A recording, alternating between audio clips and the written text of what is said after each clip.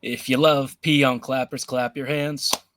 If you love Pionk clappers, clap your hands. You can do the rest.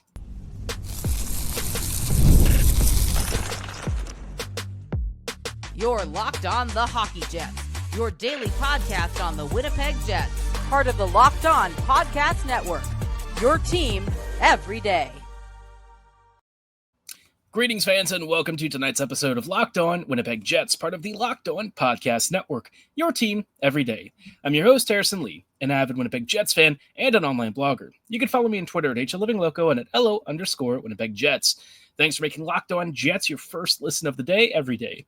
If you like what you're hearing, be sure to like, follow, and subscribe on all of your favorite podcasting platforms and YouTube. Doing so, of course, is always free of charge and ensures you never miss another episode. Most of all, though, we just love and appreciate your support. Tonight's episode, we are recapping Winnipeg versus Colorado. What a game. Wasn't perfect. Little messy, lots to kind of take away from what was a bit of a helter-skelter lineup. Some surprises. Obviously, between the preview episode and now, we had Appleton back in. You know, you had Fleury and Stanley together as a pairing, which was the thing I probably was okay not having seen before, but we did see it in this game. And there were obviously some moments that, you know, perhaps in a game against Colorado, you'd prefer not to see from this team. But at the end of the day, the most important thing is that the Jets gritted their teeth, bore down, and found a way to come out with 2 points. An overtime win, a Neal Pionk clap bomb of epic proportions. Apparently the second time he has done this in almost the exact same way against Colorado just a couple of years ago. Very funny that he has somehow repeated that twice now. If he gets a third, I'm buying a lottery ticket, and you should too. I'll walk through some more aspects of this game in more detail in just a moment, but before we go any further, did want to let you know that today's episode is brought to you by Gametime. Download the Gametime app, create an account, and use code LOCKEDONNHL for $20 off your first purchase. Now, against Colorado, the Jets were going to have to really do some soul-searching and some digging. The past couple of games, you know, Utah, not so good that game. Winnipeg was, frankly, you know, outplayed and outworked. And despite that injury to Lowry, you know, the Jets just really didn't show up with their best players. And there were tons and tons of mistakes from guys like Sandberg and Pionk. Scheifele was not really noticeable. A lot of the depth players really struggled to get anything going. And so Winnipeg was kind of out of it pretty quickly and only managed to claw back a couple of goals late into the outing. But at that point, you know, already a little bit too late for the Jets to scrap something together. And then this following a, silencing by Dustin Wolf of Calgary probably didn't leave a great taste in the mouth. And so I was really wondering how the Jets were going to try and pull this one off, because you're down some of your top players. You're missing Adam Lowry, who is really important. And yes, you are getting some reinforcements back in a guy like Mason Appleton. But, you know, the exchange of basically your best matchup center with, you know, a guy who's probably more suited to bottom six wing play, it's just not enough to offset the loss. Adam Lowry is one of our most important players. He doesn't just wear the captaincy for any old reason. He's not only a leader in terms of his personality and his mentality, but he's also, you know, a leader by example in his own performance on the ice. He is a monster of two-way acumen, and him going out for apparently now week to week, which is a little worrying, but at least it's not worse. You know, that really could have derailed this whole game. And in a lot of ways, I think Colorado, you know, kind of deserved to win this one. They definitely outcreated the Jets, especially at even strength. They were faster. They really forced Winnipeg into a lot of difficult situations. Winnipeg really had to dig deep for this one, and Connor Hellebuck especially, who probably didn't get a lot of praise right off the bat, but he absolutely deserves his roses for this one. A huge win for him. A very impressive outing, especially after, you know, the Utah game really didn't, you know, do much for his numbers on the evening. But this game against Colorado, he was immaculate. He stopped almost everything he faced and really gave the Jets a couple of big saves on some odd man rushes, some really dangerous situations. And Winnipeg was able to pull off some fabulous goals at the other end. I guess the most impressive one was probably, you know, the David Gustafsson feat. I know the Neal Pionk clap bomb and OT was the one that everyone's going to talk about, but we've got to talk about the Gus backhand cross slot feed all the way from the half wall. That was a crazy, crazy pass. And it reminded me a lot of the reason why I used to think of him as a pretty top prospect in Winnipeg's pool. It's why I think, last episode, I'm pretty sure I advocated for him getting a bigger role alongside maybe a Perfetti or perhaps even on the second line in lieu of Lowry, maybe playing with Ehlers. I think he has a level of skill that comes out when he's paired with guys who can think the way that he does. And Barron really profited off of this one. Speaking of Barron, I feel like his game has started to look more like it did last year. And he actually got rewarded for crashing the net in this one from that backhand feed, found himself alone and tapped home a very nice goal. So big ups to the fourth line for a huge contribution. Earlier in the evening, the commentating staff was saying that this fourth line just needs to score more. And I guess they got the message because they absolutely did in very impressive fashion. So great contribution, very important for this one. And after that, the other Jets goal in regulation was this one kind of a bit of a cluster, right? The second line goes to work down low. They create loads of chaos. Nemesnikov, Ehlers, Velarde are all prowling. And then Morrissey collects, I think, some sort of a deflection or a rebound. Don't recall exactly what it was, but he found a loose puck and he drives towards the faceoff circle. And I don't know if this was intentional, but he deflected it off of Velarde. Velarde definitely saw it coming because I think Gabriel actually positioned his body slightly interior to give the puck an angle to deflect in past Blackwood, and certainly it did. It was a great goal. Velarde is just an absolute menace in front of goal. In a lot of ways, I think he does the kind of stuff that I think most of us had hoped Dubois would do when it comes to being a massive screen, and his not only hand-eye coordination, but apparently his thigh coordination is next level. So fantastic performance there. If we're looking for some not so great points, some things that I think maybe, could be worked on. The top line, again, was not particularly noticeable. The combination of Connor Scheifele and Iafallo, already I wasn't really in love with that. Iafallo has done a really good job defensively and stuff, but if you are asking him to try and carry a top line offensive load, it's just not going to work. And Scheifele hasn't really looked at the races recently. I continue to think that something's up with him, whether he's sick or injured. He just hasn't been the usual force that we're used to. Had a couple of good passes tonight, and late in the game, he had a couple of really good point-blank chances that Blackwood had to rob. But, other than that, the line was kind of muted. So that's not great. I would also say, in terms of the defensive stuff, like Winnipeg's blue line kind of got torched a bit. There were some instances where they were able to make some really great plays to keep, the McKinnon line and Makar away from goal. But then there were moments where Makar just sort of bullied his way through, McKinnon bullied his way through, and that's going to happen. It also happened with some of the other lines, like, O'Connor getting past the Jets a bit, and, some individual instances where Lehkonen had a couple of really good looks. It's just one of those scenarios where you do have to sort of accept that you are going to get beat in some scenarios, but I think the number of chances the Jets gave up probably not something they want to do come playoff time. Also, probably would not put Stanley and Fleury together. I don't think they were nearly as bad as I expected, but they also weren't great. This was a game where you probably want more mobility, especially because Sandberg, I think, was a little bit besieged in this one and could use a little bit of a reprieve.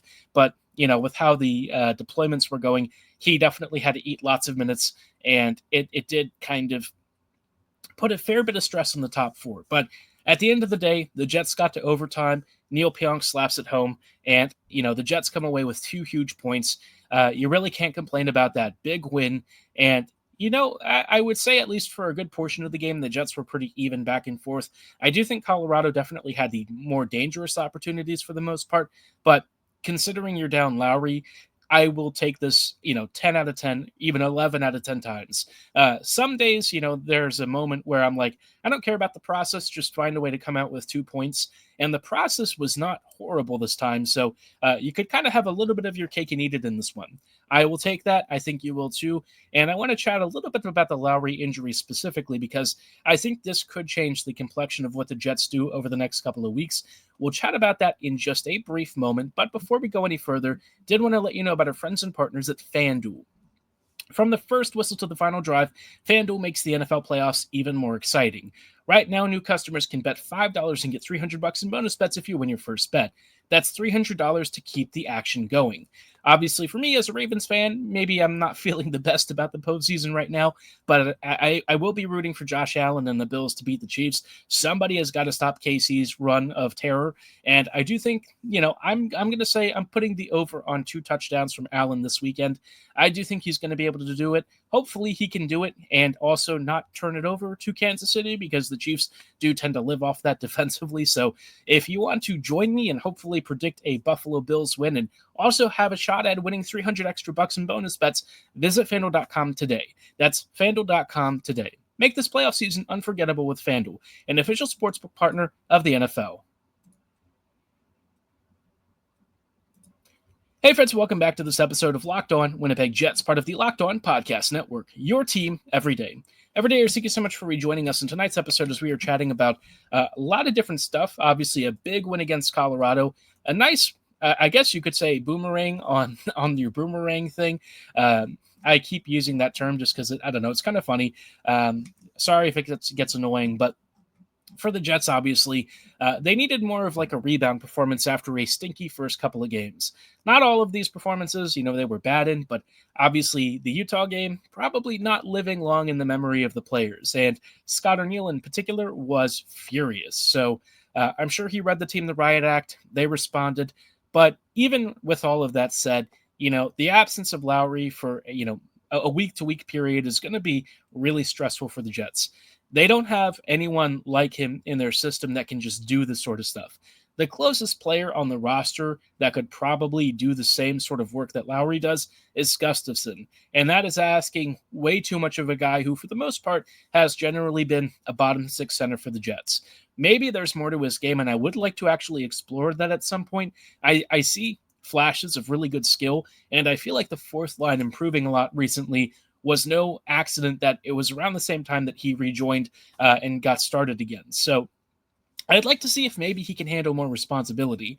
I'm not saying that the results are going to be there, and I do question how much you can really ask of him before it just becomes unreasonable. But at this point, you don't really have much in the way of opportunities to sort of not do it, right? Winnipeg probably needs to figure out what they've got in store, because otherwise, the Jets are going to have to go shopping pretty aggressively early.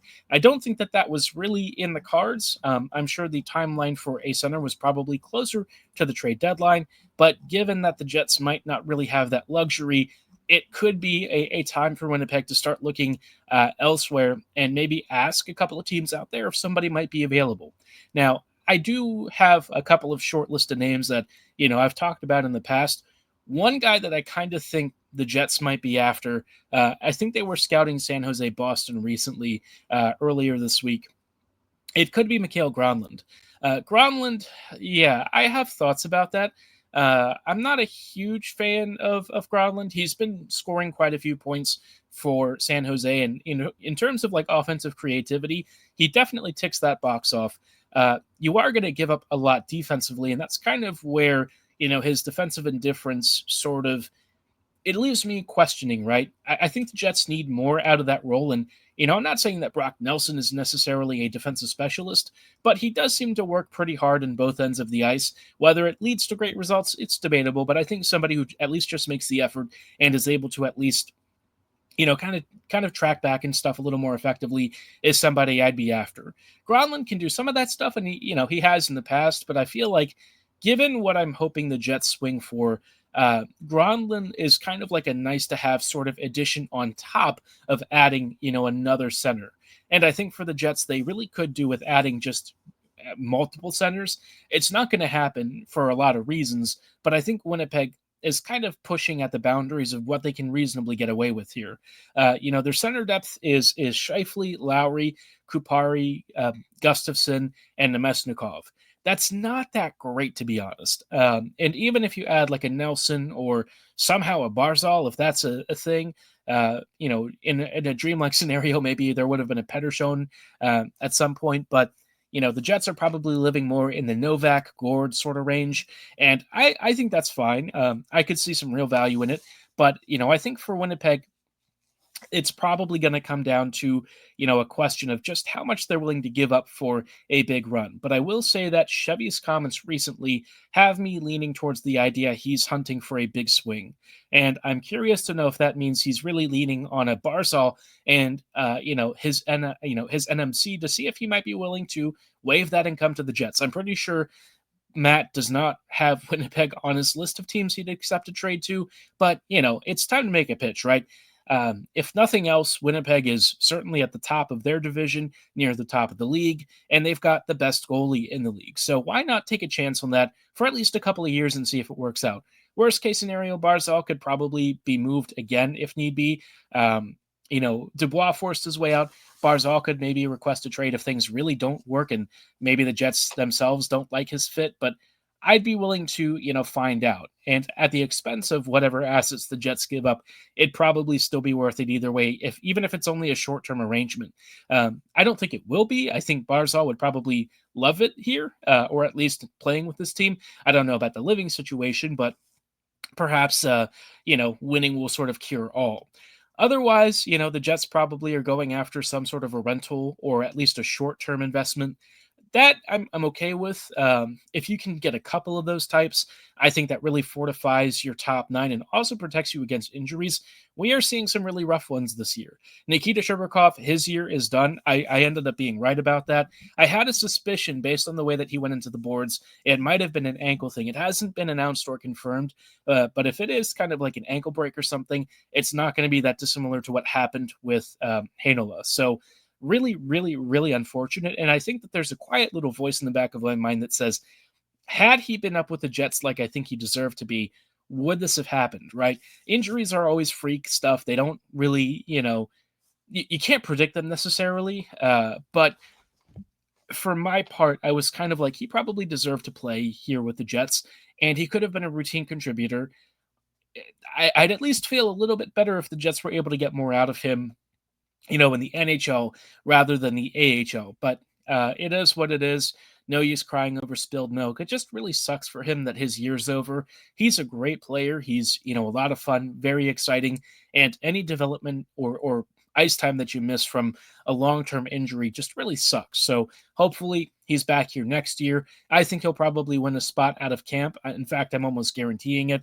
I just don't see a way that they keep him off the roster next season, especially with, the likelihood that some roster spots are going to open up. So for that end, the Jets really are going to only have one or two guys that they can call up that I would say is worth starting. And I think this could also be a time where if they don't want to make a trade right now, find out what Brad Lambert can do. I know Lambert's first stint was kind of like, okay, but this might be the time to experiment again. Maybe more confidence, maybe, the urgency of needing offense out of this top nine gets him a little more juice. I don't know. But at this point, it's probably not the worst to see if he can have an extended audition. Again, the first couple of games were so-so, but I think at this point, the Jets just don't really have that many options. And so if there's ever a time for them to find out, it's probably now. If he can't handle it, continue to do those trade negotiations, keep searching the market. But in the meantime, you probably don't want to have, 3 or 4 bottom 6 centers anchoring your entire depth lines past the first. I mean, it's okay if you have 1 or 2 guys doing it, but like 3 of them already is asking maybe a bit too much. And Nemesnikov, I think, has definitely shown that he is kind of struggling a little bit to keep up with some of the higher level plays that guys like Ehlers are asking of him. The positive news is that, week to week does not mean forever or end of the season. So Lowry will be back at some point in the future, but it may not be till February. Perhaps even later if things really don't progress the way the Jets are hoping. Just really crossing fingers that he doesn't need a big surgery that's going to sideline him for months, because that would be a huge loss heading into the March and April months. But yeah, there's only so much you can do about it.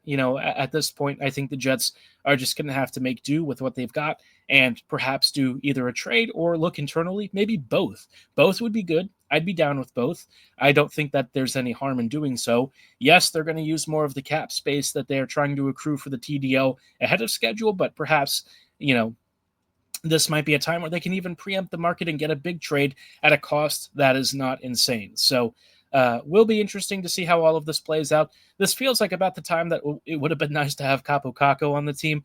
Caco's been doing great for Seattle. Again, predominantly playing out wide, but the fact that he actually has done a pretty decent job as a center might not have been the worst to have, right now. But again, it is what it is. The Jets are going to find something, I'm sure. I'm hoping that there's a Paul Stastny deal somewhere, and that could work really well for the Jets. But one thing that was kind of interest and more on the coaching side, I want to talk about this whole weird Stanley thing that kind of broke earlier yesterday. It came out about the whole right-handed Stanley thing.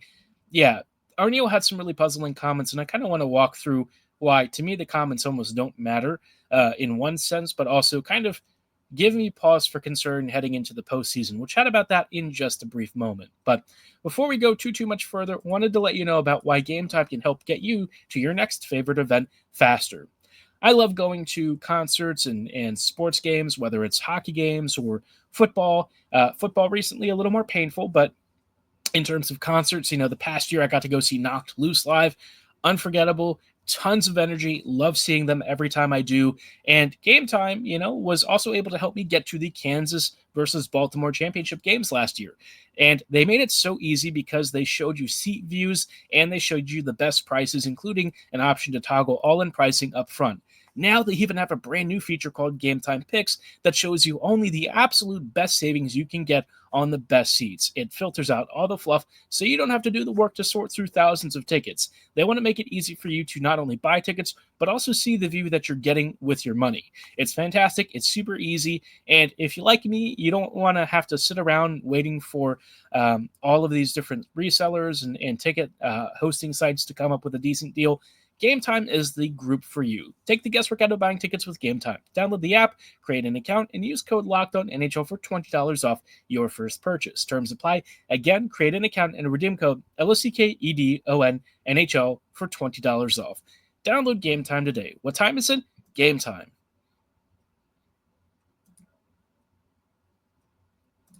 Hey friends, and welcome back to this episode of Locked On Winnipeg Jets, part of the Locked On Podcast Network.